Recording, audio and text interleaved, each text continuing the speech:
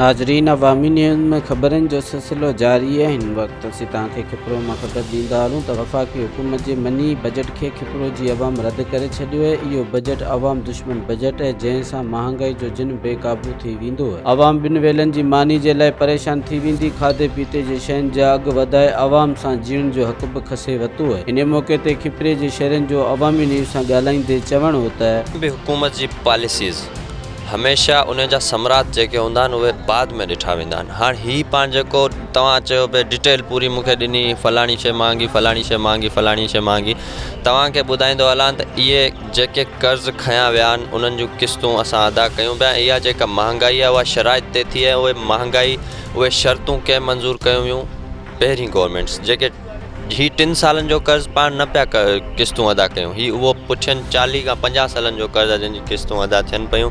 ऐं आहिस्ता आहिस्ता सां तव्हांजा सम्राट साम्हूं आहिनि जेके शयूं महांगियूं थियनि पियूं। हिन में कंहिं बि जेका हींअर गवर्नमेंट हले पई तरीक़े इंसाफ़, हिन जो को बि क़सूरु न आहे।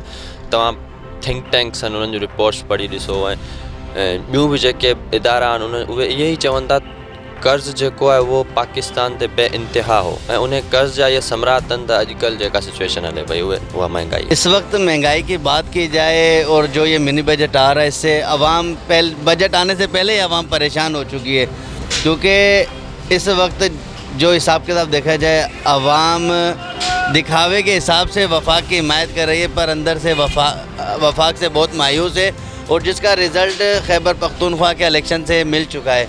हम पोल्ट्री सार्फिन भी यही अपील करेंगे कि पोल्ट्री को जब हुकूमत पाकिस्तान सपोर्ट नहीं कर सकती तो इजाफी टैक्स लगाकर पोल्ट्री के बिज़नेस को तबाह न किया जाए, क्योंकि पोल्ट्री में जो लोग काम कर रहे हैं वो सख्त परेशान है। कई फार्मिंग इस वक्त खाली पड़ी है सिर्फ इन टैक्सेस की वजह से ही। पर असी छा चऊं, हर आवाम जी रड़ है महंगाई के खिलाफ़। हर चीज़ माना भले बजट के हिसाब का या तेल वधण के हिसाब का हर शइ ते रड़ है। कपड़ो हुजे, फ्रूट हुजे, मेवो हुजे, या अटो हुजे, घी हुजे, सोनारो हुजे, वग़ैरह वग़ैरह जेके भी आहिनि सभिनी जी महांगाई ते रड़ आहे।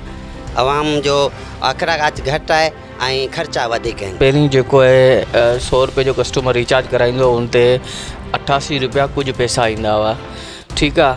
हाणे अचनि पिया राति खां 72 रुपया 80 पैसा टैक्स कस्टमरनि खां। इहो जेको टैक्स वसूल कयो वञे पियो इहो नाजाइज़ी आहे, बिल्कुलु नाजाइज़ी आहे। प्लस में रिचार्ज जो टैक्स आहे, जॾहिं को बि कस्टमर पैकेज करे थो हुनजो बि टैक्स आहे, कॉल करे थो हुन ते बि टैक्स लॻे थो, को बि बंडल वग़ैरह यूज़ करे थो हुन ते बि टैक्स लॻे थो। ऑलरेडी टैक्स ॾेई छॾियो आहे। 100 जो रिचार्ज करायो त टैक्स घटिजी वियो न हुनजो। उनखां बावजूदि कॉलिंग टैक्स लॻे पियो, SMS ते टैक्स लॻे पियो, हर शइ ते टैक्स लॻे पियो। बिल्कुलु नाजाइज़ी आहे इहो आवाम सां, जेके रिटेलर आहिनि उन्हनि सां। ऐं इमरान ख़ान साहब खे खपे त हिन ते एतिरो टैक्स न लॻाए। आवाम पहिरीं गुरबत खां लाचार तंग थी, माण्हू ख़ुदकुशियुनि ते मजबूर थी विया आहिनि।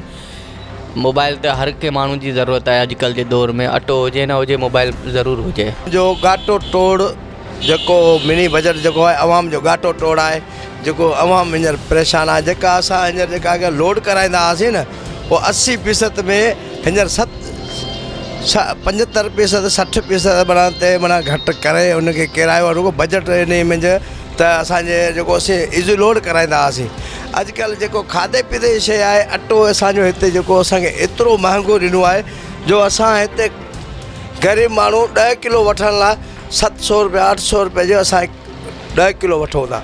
इन मंझि असांजे लाइ ही ग़रीबनि जेको मज़ूर आहे, जेको हारी तबिको आहे, ॾाढो परेशान आहे। वफ़ाक़ी हुकूमत खे घुर्जे त बजट में अवाम खे रिलीफ ॾिनो वञे, जंहिं सां अवाम सुख जो साह खणी सघे। कैमरामैन फजल उमरानी सां गॾु हरेश KBC अवामी न्यूज़ खिपरो। मज़ीद खबरों और तफसीलात के लिए विजिट करें हमारी वेबसाइट www.awamiNewsHD.com।